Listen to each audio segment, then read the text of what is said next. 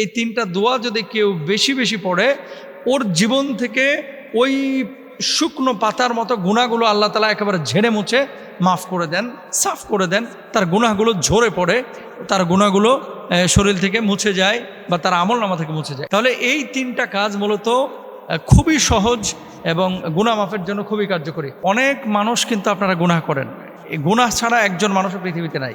নবী আম্বিয়া আলাইহিস সালাতু ওয়াস সালাম তারা ছিলেন হচ্ছে নিষ্পাপ। এর বাইরে ওলিয়া উলিয়া বলেন, তারপরে অন্যান্য মানুষ, তাদের জীবনে গুনাহ হয়, আল্লাহ মাফ করেন তওবা ইস্তেগফারের মাধ্যমে। কিন্তু বিশেষ কিছু আমল আছে, এটাও সত্য কথা। কারণ নবীজি সাল্লাল্লাহু আলাইহি ওয়াসাল্লামের জীবনে এই যে হাজার হাজার লক্ষ লক্ষ হাদিস আছে, কখনো তিনি বলেছেন এই কাজ করলে আল্লাহ তাআলা মাফ করবেন, এই কাজ করলে আল্লাহ তাআলা গুনাহ মাফ করে দেবেন, এটা এভাবে করলে আল্লাহ তাআলা ক্ষমা করবেন। তো সব হাদিস যখন সামনে নিয়ে আসা হয়, এমনিই কিন্তু মানে কয়েকশো কারণ চলে আসে গুনাহ মাফের। কারণ আপনি যদি বলেন যে এক দুইটা কারণ বলেন, যে যেই এক দুইটা কারণ আমি বা এক দুইটা আমল করব আর গুনাহ মাফ আল্লাহ তাআলা করে দেবেন, তাহলে আপনাকে আমি বলবো রাসূল আকরাম সাল্লাল্লাহু আলাইহি ওয়াসাল্লামের ছোট্ট দুটি হাদিসের কথা। আবু হুরায়রা রাদিয়াল্লাহু তাআলা আনহু থেকে বর্ণিত, রাসূল আকরাম সাল্লাল্লাহু আলাইহি ওয়াসাল্লাম ইরশাদ করেছেন, যখন কোনো মুসলমান অথবা মুমিন বান্দা ওযু করে, আল্লাহ সুবহানাহু ওয়া তাআলা এই যে ওযু করার সাথে সাথে তার হাত থেকে যখন পানিগুলো বেয়ে পড়ে বা ঝরে পড়ে, আল্লাহ তাআলা তার হাতের সমস্ত গুনাহ খাতাগুলো মাফ করে দেন। সুবহানাল্লাহ। 2 নম্বর, যখন মুখ ধৌত করে, মুখ থেকে সমস্ত গুনাহগুলো আল্লাহ তাআলা মানে মাফ করে দেন।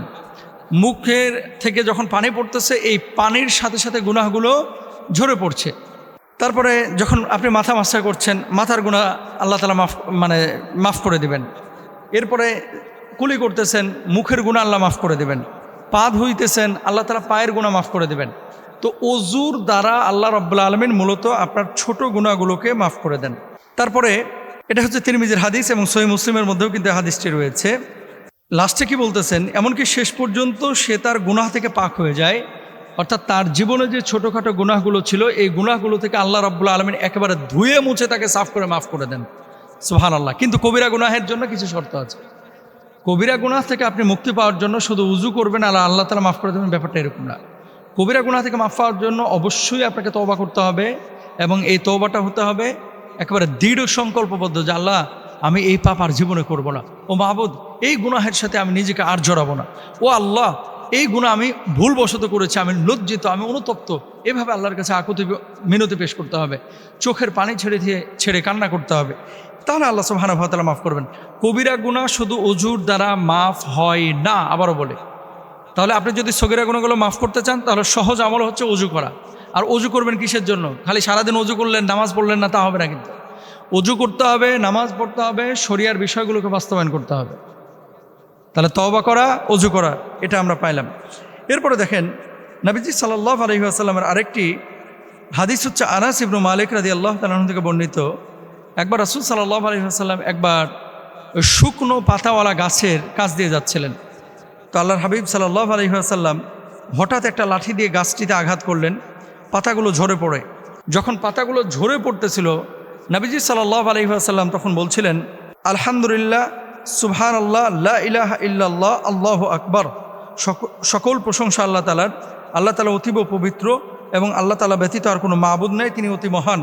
যখন কোনো ব্যক্তি সুবহানাল্লাহ, আলহামদুলিল্লাহ, লা ইলাহা ইল্লাল্লাহ এই কথাগুলো বলে, নবীজি ওই যে গাছটাকে লাড়া দিয়েছিলেন বা লাঠি দিয়ে আঘাত করার পরে যে পাতাগুলো ঝরে পড়েছিল, আল্লাহর নবী বলছে এই তিনটা দোয়া যদি কেউ বেশি বেশি পড়ে, ওর জীবন থেকে ওই শুকনো পাতার মতো গুনাহগুলো আল্লাহ তাআলা একেবারে ঝেড়ে মুছে মাফ করে দেন, সাফ করে দেন। তার গুনাহগুলো ঝরে পড়ে, তার গুনাহগুলো শরীর থেকে মুছে যায় বা তার আমলনামা থেকে মুছে যায়। এটা হচ্ছে নবীজি সাল্লাল্লাহু আলাইহি ওয়াসাল্লামের হাদিস। তাহলে এই তিনটা কাজ মূলত খুবই সহজ এবং গুনাহ মাফের জন্য খুবই কার্যকরী। নাম্বার 1 হচ্ছে ওযু করা, নাম্বার 2 হচ্ছে তওবা করা এবং দৃঢ় সংকল্প করা যে এই গুনাহটা আর না করব না, আর নাম্বার 3 হচ্ছে সুবহানাল্লাহ, আলহামদুলিল্লাহ, লা ইলাহা ইল্লাল্লাহ এটা বেশি বেশি পড়া। আল্লাহ তাআলা মাফ করবেন ইনশাআল্লাহ। আর প্রত্যেকটা খারাপ কাজ হয়ে যাওয়ার পরে আপনি 2 রাকাত নামাজ পড়েন, আল্লাহর কাছে মাফ চান, কিছু সৎ কাজ করেন, আল্লাহকে বলেন আল্লাহ আর আমি গুনাহ করব না, আল্লাহ মাফ করবেন নিশ্চয় ইনশাআল্লাহ। এরপরে প্রশ্ন এসেছে যে মুহতারাম, সম্প্রতি দেখা যাচ্ছে পত্রপত্রিকা এবং বিভিন্ন মাধ্যমে যে মাইক্রোপ্লাস্টিক, এটা মাছে পাওয়া যাচ্ছে, পেস্টে পাওয়া যাচ্ছে, বিভিন্ন বাচ্চাদের খাবারের মধ্যে পাওয়া যাচ্ছে। তো এই মাইক্রোপ্লাস্টিক যুক্ত মাছ অথবা পণ্য ব্যবহার করা যাবে কিনা, খাওয়া যাবে কিনা। ক্ষুদ্র প্লাস্টিক কণা, এগুলো নাকি এখন পেস্টের মধ্যে পাওয়া যায়, এগুলো নাকি বিভিন্ন খাবারের মধ্যে পাওয়া যায়। ইভেন আপনি যদি প্লাস্টিকের বোতলের মধ্যে, আমরা যে বোতলজাত পানি খাই, এই পানি নাকি দীর্ঘদিন যদি বোতলের মধ্যে থেকে যায়, এই পানিও নাকি ইফেক্টেড হয়। আসলে গবেষকরা, বিজ্ঞানীরা এই কথা বলছেন। এখন কথা হচ্ছে, আমরা তো আর ল্যাবে গিয়ে দেখি নাই, তাদের কথা আমরা বিশ্বাস করছি। এটা কিন্তু হালাল হারামের সাথে সম্পৃক্ত না। আল্লাহ তাআলা কোরআনুল কারিমে কি বলছে একটু খেয়াল করেন, ওয়ালা তুলকু বিআইদিকুম ইলা তাহলুকা, নিজেদেরকে ধ্বংসের দিকে ঠেলে দিও না। আপনি মাইক্রোপ্লাস্টিকের কথা বলতেছেন, এটা তো চোখে ধরা পড়ে না ল্যাবে না নেওয়া পর্যন্ত। আমের মধ্যে যে একবার আস্তা ফরমালিন দিয়ে রাখতেছে, সকালবেলায় হোটেলে রুটি বানাচ্ছে, রুটির মধ্যে মনে করেন হাইড্রোজেন, বিভিন্ন ধরনের জিনিস দিয়ে রাখতেছে। তারপরে বাচ্চাদের যে আপনারা জুস বলে খাওয়াচ্ছেন, এই জুসে না কুমড়া আছে, না আম আছে, না পেঁপে আছে, কোনো উপাদানই নাই, তারপরে খাওয়াচ্ছেন। তো যেগুলো চোখে ধরা পড়তেছে না, সরাসরি দেখা যাচ্ছে না, এই মাইক্রোপ্লাস্টিক নিয়ে দেশের মানুষ খুব উদ্গ্রীব, কিন্তু সরাসরি দেখা যাচ্ছে যে এখানে ভেজাল আছে, এগুলো নিয়ে কিন্তু বেখেয়াল। সারাদিন স্মোক করতেছে, জর্দা দিয়ে পান খাইতেছে, খেয়াল করেন, সারাদিন সিগারেট খাচ্ছে, জর্দা দিয়ে পান খাইতেছে প্রায় 40-45টা। তারপরে মনে করেন সন্ধ্যাবেলায় এই হিসাব করতেছে মাইক্রোপ্লাস্টিকের। আসলে ব্যাপারটা এরকম, যারা মনে করতেছেন যে জর্দা দিয়ে পান খায়া, সিগারেট খায়া মাইক্রোপ্লাস্টিকের হিসাব যারা করতেছেন, অথবা ফরমালিন পেটের মধ্যে দিয়ে মাইক্রোপ্লাস্টিকের হিসাব করতেছেন, মাইক্রোপ্লাস্টিকের চাইতেও বড় ক্ষতি আপনার পেটের মধ্যে হচ্ছে, আপনার শরীরের মধ্যে হচ্ছে। আজকে বাংলাদেশে ক্যান্সার হওয়ার কারণ হচ্ছে, বা রোগ বেড়ে যাওয়ার কারণ হচ্ছে এই যে ফুড পয়জন বলেন, বা ফুডে ফরমালিন অ্যাড করা বলেন, এই ধরনের বিষয়গুলোর কারণে হচ্ছে। তো এখানে বিধানটা কি? শরীয়তের বিধান হচ্ছে, কোনো মুসলমান আরেকজন মুসলমানের জন্য, কোনো মানুষ আরেকজন মানুষের জন্য ক্ষতির কারণ হবে না। এখন আপনার খাবারের মধ্যে ভেজাল দিয়ে অথবা খাবারের মধ্যে ফরমালিন দিয়ে কেউ যদি আপনার জীবনকে হুমকির মধ্যে ফেলে, আবারও বলি, পিস্তল দিয়ে মানুষকে গুলি করে মারা, ছুরি দিয়ে মানুষকে আঘাত করে হত্যা করা, আর এইভাবে মানুষকে ফরমালিন দিয়ে ডে বাই ডে ধ্বংসের মুখে ঠেলে দেওয়া, এটা কিন্তু একই অপরাধ। এই কিয়ামতের ময়দানে হত্যাকারী হিসেবে শামিল হবে। এখন মাইক্রোপ্লাস্টিক কেন ছড়াচ্ছে? বিজ্ঞানীরা কি বলতেছে, যে সমুদ্রের নিচে অথবা পুকুরের মধ্যে আপনারা প্লাস্টিক ফেলে দিচ্ছেন, পলিথিন ফেলা দিচ্ছেন, তারপরে অন্যান্য প্লাস্টিক জাতীয় পণ্য দ্রব্য আপনারা ফেলছেন, এগুলো একসময় কিন্তু কি হয়, স্প্রেড করে, ছড়ায় পানির সাথে, ওগুলো মাছে খায়। এখন মাছে যখন খাচ্ছে, মাছের পেটের মধ্যে এটা ঢুকছে, ওই মাছ যখন আপনি খাচ্ছেন আপনার পেটের মধ্যে ঢুকছে।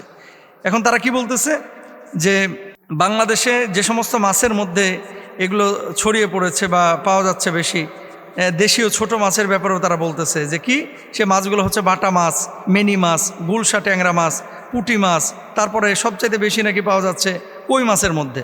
এখন ঢালাওভাবে যদি আপনি সব মাছকে মাইক্রোপ্লাস্টিকের সাথে সম্পৃক্ত করে দেন, ব্যাপারটাও কিন্তু বিশুদ্ধ না, কারণ সব মাছকে আর ল্যাবে নিয়ে পরীক্ষা করা হয়েছে। এই জন্য নিজেদের সচেতনতা, এটা বড় জরুরি। এই মাইক্রোপ্লাস্টিকের চাইতে সবচেয়ে বড় সচেতনতা হচ্ছে আমাদের খাবারের মধ্যে ফরমালিন, এগুলোকে নিয়ন্ত্রণ করা। প্রত্যেকটা বাচ্চা এফেক্টেড হচ্ছে, দেখবেন কিছু বাচ্চা ব্রয়লার মুরগির মতো ফুলে যাচ্ছে, তারপরে ক্যান্সার এত পরিমাণ বাড়ছে। এগুলো কেন? এগুলো খাবারের কারণে। আল্লাহ তাআলা তো রোগ দেন, আল্লাহ শিফা দান করেন। এখন আল্লাহ তো বিষ খাইতে বলে না আপনার, আপনি বিষ খাচ্ছেন কেন? ট্রেনের সামনে ঝাঁপ দিয়ে বলতেছে যা আছে কপালে, আল্লাহ রাখলে রাখলো, নাহলে মাইরে ফেলাইলো। এটা তো হয় না। আপনি জানেন যে এই খাবারটা ভেজাল, তারপর আপনি খাচ্ছেন, জানেন যে এই খাবারটা।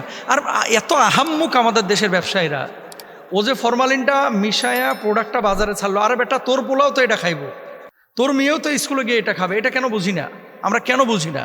আল্লাহ তাআলা আমাদেরকে বোঝার তৌফিক দান করুন, এই ধরনের পাপ থেকে হেফাজত করুন।